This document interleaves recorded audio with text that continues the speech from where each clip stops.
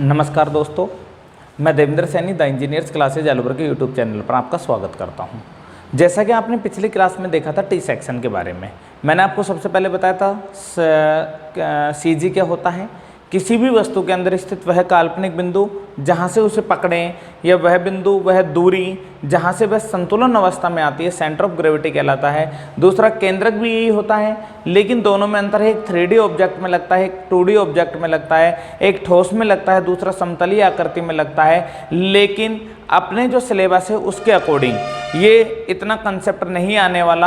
आपको तो सेंट्रोइड दे दे, सीजी दे दे, एक ही चीज़ निकालनी है कि वो है उसके सेंटर तक की जो डिस्टेंस है वो क्या होगी। क्लियर है। इसके बाद में मैंने आपको पहला सेक्शन करवाया था टी सेक्शन, और टी सेक्शन में आपको पता चला कि टी सेक्शन जो है वो वाई अक्ष के सापेक्ष दो बराबर भागों में बंटता है। और अपन ने उसका जो वाई बार है वो निकाल लिया था, a1y1 प्लस a2y2 कर अपॉन में a1 प्लस a2। जो डिस्टेंस आई थी वो आई थी आपकी 94.1।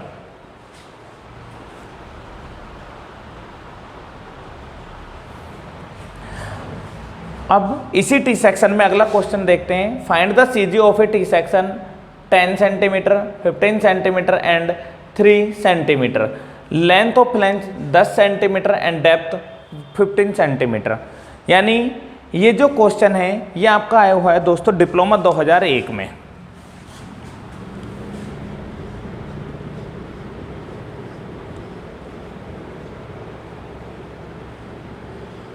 डिप्लोमा 2001 के एग्जाम में आया हुआ है। एक टी सेक्शन की माप दे रखी है। इस क्वेश्चन की खासियत क्या थी दोस्तों एग्जाम में कि इसमें डायग्राम नहीं दिया था।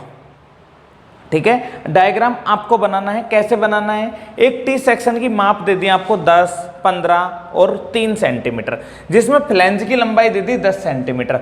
दोस्तों फ्लैंज हमेशा ये वाली रहेगी, इसे बोलते हैं फ्लैंज।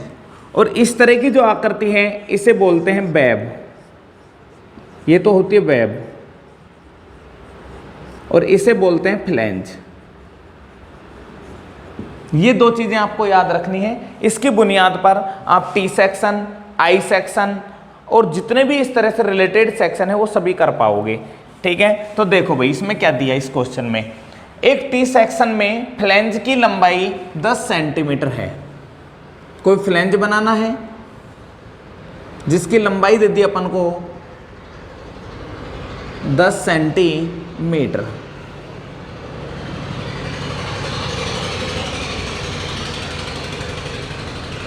ये है भाई इसकी पूरी 10 सेंटीमीटर, यहां से यहां तक की दूरी ये वाली। ठीक है, और चौड़ाई तो बेटा पूरे सेक्शन की 3 ही रहेगी, तथा कुल गहराई 15 सेंटीमीटर है। यहां से लेकर यहां तक की जो दूरी है ना, ये नहीं, ये पूरी गहराई की बात कर रहा है कि ऊपर से लेकर नीचे तक की जो टोटल डेप्थ है वो है आपकी यहां से यहां तक की। ये दे दी आपको 15 सेंटीमीटर। ठीक है, एक टी सेक्शन है, फ्लैंज की लंबाई 10 है, कुल गहराई 15 है। तो केंद्रक की आधार से, आधार यानी बेस से डिस्टेंस ज्ञात करो।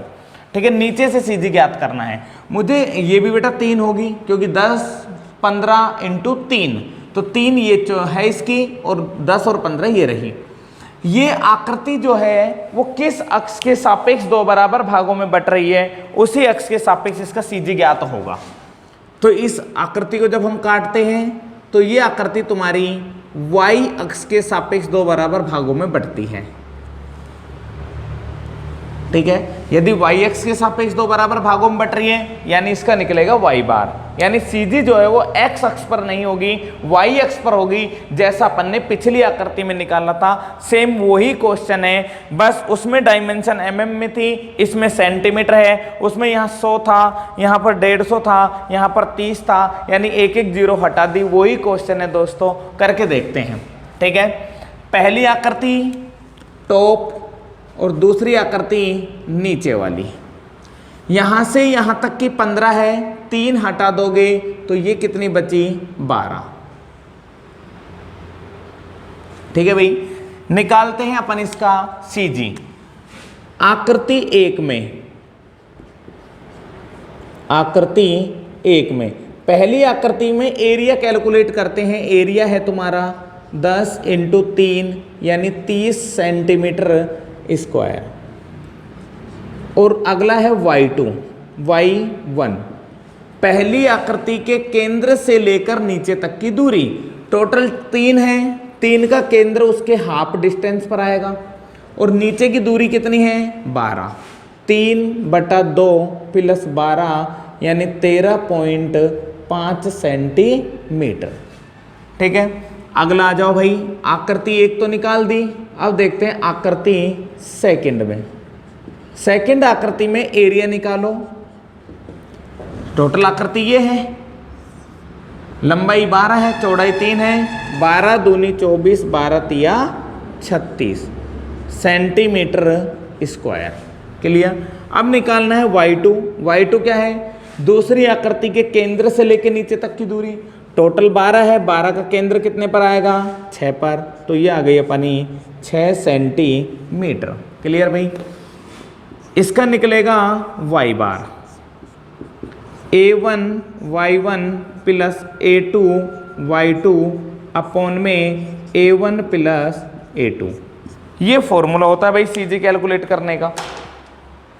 तो देखो y बार a1 क्या है 30, y1 कितना है 13.5, a2 कितना है 36 और y2 कितना है 6 अपॉन में 30 प्लस में 36।